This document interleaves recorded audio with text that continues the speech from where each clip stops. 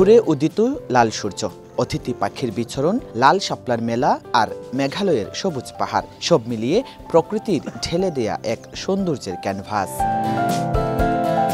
অপরূপ সৌন্দর্যে ঘেরা সিলেটের জৈন্তাপুর শাপলা বিল অনেকের কাছে ডিবির হাওর নামেও পরিচিত। শরতের শেষ আর শীতের শুরুতে লাল শাপলা তার মনোমুগ্ধকর সৌন্দর্য ছড়িয়ে সবাইকে আকর্ষণ করে। নৌকা দিয়ে শাপলার বিল ঘোরার পাশাপাশি চারিদিকে ঘেরা পাহাড়ের অপরূপ সৌন্দর্য মন কেড়ে নেয় সবার।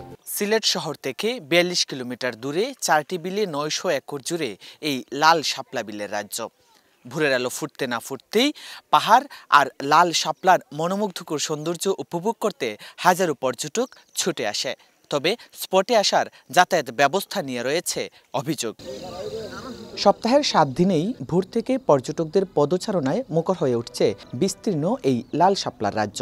তবে বিশ্রামাগার না থাকা সড়কের বেহাল দশায় ভোগান্তি পর্যটকদের। যারা সিলেটে ঘুরতে আসেন অবশ্যই জায়গাটায় এসে ঘুরে যাবেন। বাড়াইয়া ঘুরিয়া যাওয়া উচিত, মানে একটু দেখা তো উচিত না, সুন্দর জিনিস একটু দেখতা। সকাল আইলে একটু সৌন্দর্য দেখা যায়, তো ও সকাল আইসি আর জায়গাটা খুব ভালো।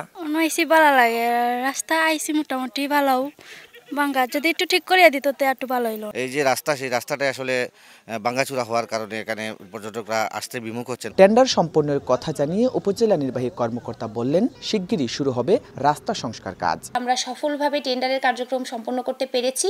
এখন পরবর্তী কার্যক্রমটা চলছে, এটা হয়তো আমাদের খুব বেশি দিন লাগবে না। আশা করছি আমরা সামনের মাস নাগাদ এই রাস্তার কাজ শুরু করতে পারবো। ৩০ বছর আগে সীমান্তের অপারের খাসিয়া সম্প্রদায় ডিবি বিলে লাল শাপলার চারা রোপণ করেন পূজা অর্চনায় ফুলের চাহিদা মেটাতে। এরপর ধীরে ধীরে ডিবি বিল ছাড়িয়ে লাল শাপলায় রঙিন হয়ে ওঠে কেন্দ্রী বিল, হরফকাটা বিল ও ইয়াম বিল। জয়ন্ত কুমার দাস, সময় সংবাদ, জৈন্তাপুর, সিলেট।